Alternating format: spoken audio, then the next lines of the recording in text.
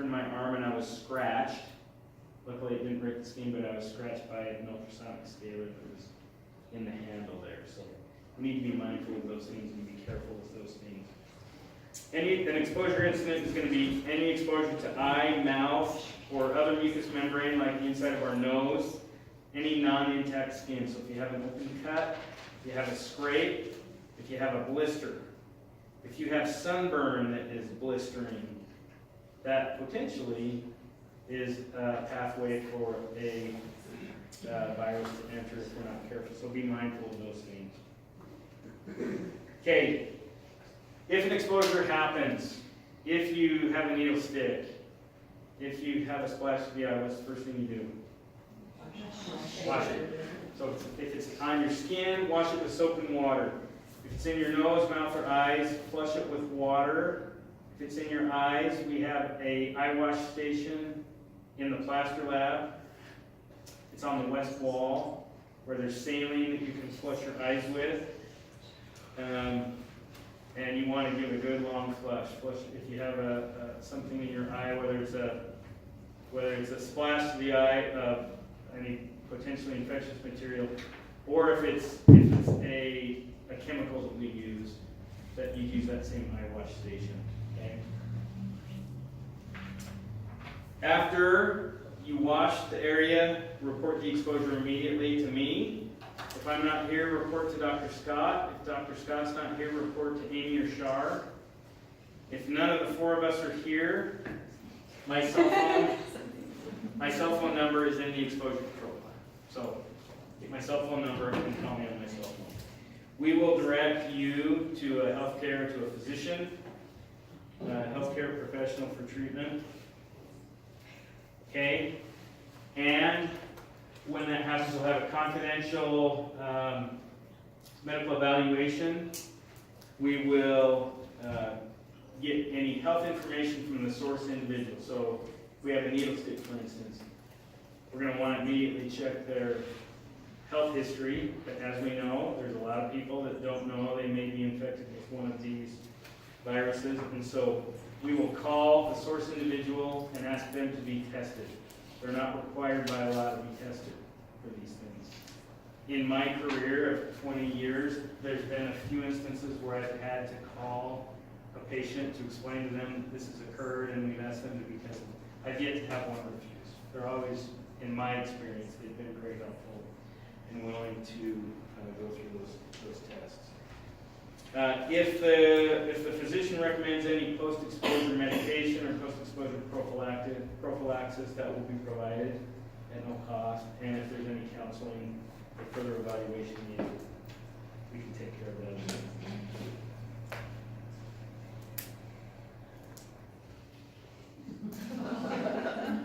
Nardi, do you have a story on that?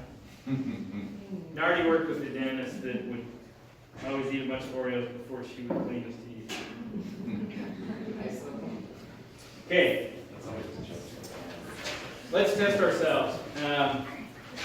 We're getting close to being done here, but let's talk about some of these things and just test ourselves. So let's, question 1. Bloodborne pathogens can be transmitted by A, sexual intercourse or IV drug use, B, rubbing an eye after coming in contact with potentially infectious material, C, potentially infectious material coming in contact with inflamed acne or sunburn blisters, or D, all of the above. D.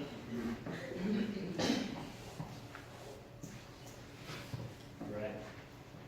Okay.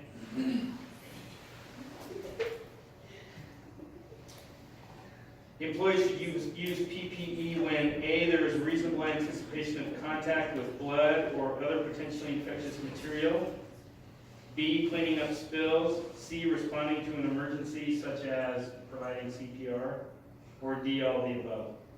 D.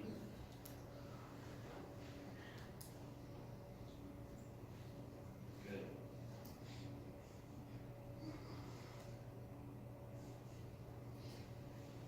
Which of the following is a standard precaution for workers exposed to bloodborne pathogens? A, treat all liquids as hazardous for HIV. B, treat all blood and bodily fluids of patients as potentially infectious materials. C, C, test all blood and unknown bodily fluids for HIV after spills. Or D, label unknown liquids with hazardous signs. D. D. Good. My computer's slow to do that.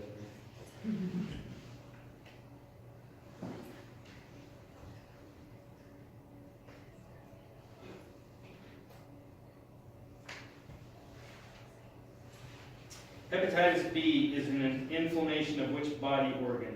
Kidney, lungs, larynx, or liver?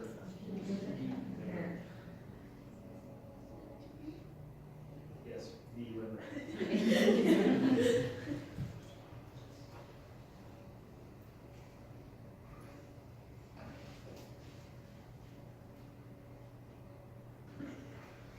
In the event of an exposure incident, which following action should be taken first? A, notify appropriate personnel. B, wash the area thoroughly. C, seek medical treatment. Or D, complete an incident or accident report. D. D, wash the area thoroughly.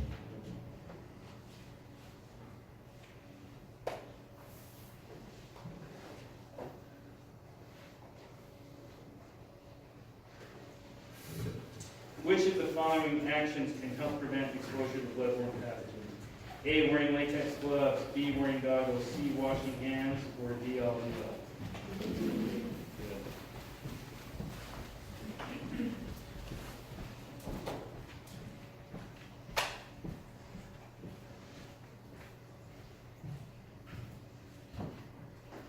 The vaccine is only available for which of the following major bloodborne pathogens? HIV, hepatitis B, hepatitis C, or no vaccines are available? B.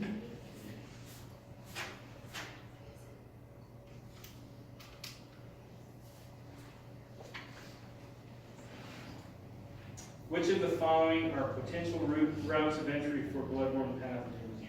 A, mucous membranes of the eyes, nose, and mouth. B, non-intact skin. C, penetration by a contaminated sharp object.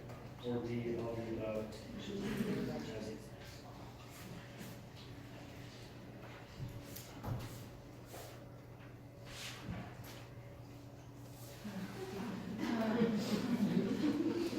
Okay, we're almost done. We just need to spend a few minutes talking about a hazard communication plan. Okay, now we talked about OSHA working with all different professions and industries.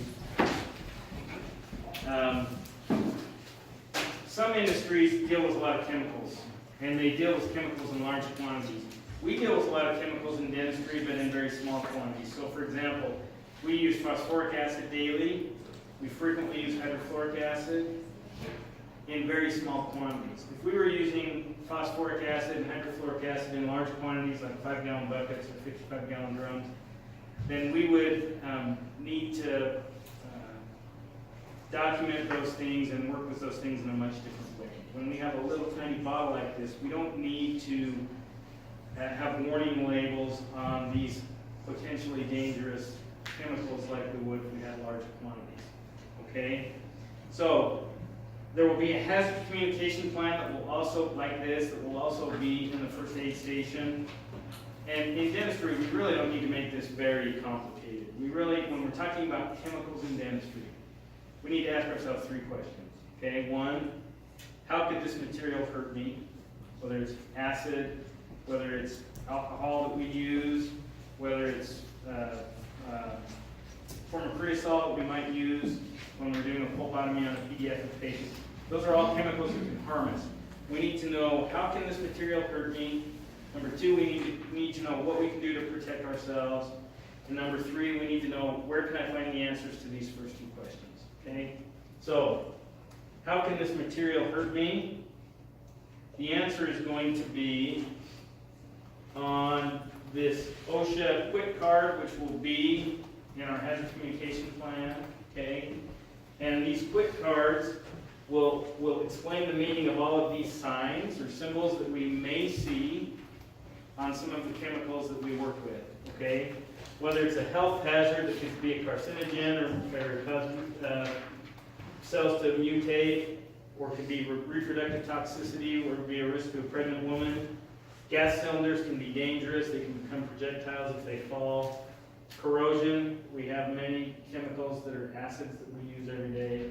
Again, we don't use them in quantities typically that require that they be labeled like this, okay?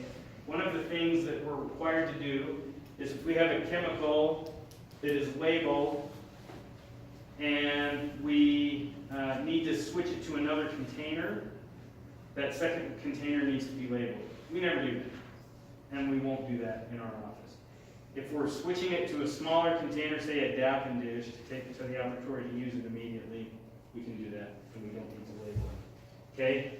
So know that if there's a chemical and you want to know how it can harm you, the answers can come from this OSHA Quick Card, which will be in our hazard communication plan. The second question is, how can I protect myself from these chemicals? Shar has prepared a material safety data sheet book. Where is it? In the break room and the covered destination. Right. And it's labeled MSD, like on the covered seat. MSD. So, yeah, if you didn't hear, it's right next to the fridge in the break room, in the bottom cabinet, directly adjacent to the fridge. We may want to change that and put it where these others are. But previously, they were called material safety data sheets. They're now called safety data sheets. But every chemical that we use in the office has a safety data sheet that's in that book. If you get it in your eye, if you get it on your skin, if you spill it on the carpet and break the container, whatever it may be, we can look at this data sheet specific to that material and know how to handle the situation. I think I told you recently about an office that I worked in when I was right out of dental school. Somebody dropped a bottle of methylmethacrylate monomer in the hallway, and when we looked at the safety data sheet, we ended up having to call hazard control, hazmat. They had to come out, cut the carpet out, cut the subfloor out, and remove it. And we had to evacuate the whole building. Hopefully that doesn't happen. Don't drop that. You guys use that in ortho? Not here. Oh, good. Yeah, not here. Okay, so bottom line is these are the two places we can find the answers to the questions, how can this material hurt me, and what can I do to protect myself? Really doesn't have to be any more complicated than that. If you have a question, come talk to me, talk to Dr. Scott, talk to Shar, and we can go from there, okay? I have minutes left. Okay, we have just a few more minutes. We'll be done in 5 minutes, but let's talk about just 4 or 5 of the things that we use every day that could be chemicals that we use that could be potentially dangerous. Again, we've talked about acids. They could harm our eyes. Anytime we're using acid, always have safety glasses on for us and for the patient, okay? The acids that we use to etch porcelain are very strong and very dangerous. Be very, very careful with those. When we're removing those from the mouth, make sure we use the surgical suction tip and suction that up before we put water in the mouth. Those acids are very dangerous. Always make sure we're using eyewear. In the event that there's any acid-soaked material, like gauze or any of the paper or gauze that we use, make sure you handle that with gloves or with forceps. Okay? Avoid skin or soft tissue contact. And in the event you get it in your eyes, use the eye wash station. Okay? Nitrous oxide and oxygen. And we don't use liquefied petroleum gas here, but it's a fire hazard, okay? You'll notice those tanks are stored at the edge of the building in a closed closet with vents, and that's to protect. If there was a leak from those containers, they are isolated into that closet, and those would be vented out quickly. Just really quick on all this, just that our patients too, like every patient should have glasses on because their eyes are also like at risk of all these same Right, things. So right. we have those in every office, so every patient should have them on. And if not doesn't have them, let us know so that we can make sure that we get them into every operatory. Solvents like acetone or alcohol. All of our bonding agents are either going to use acetone or alcohol. So all of our bonding agents have one of those products in them as a solvent. Okay. We masks we use, they're really not a risk for fire explosion, okay? But we need, again, with those, the greater risk is splashing into the eye, okay? Nitrous oxide in high amounts can cause nerve damage if it's on a chronic basis. Again, those things we keep in a closet that can be vented. Gypsum products, so plaster. Plaster, you don't want to inhale plaster dust, so anytime you're working with plaster, try to minimize dust, have a mask on while you're working with it. If you're using it on the grinder, use plenty of water so that the dust isn't flying, and use protective eyewear and a mask while you're doing it. Okay? Okay, I think we're done. Are there any questions that we haven't covered? Scott? I just have to say, that was like one of the best OSHA presentations.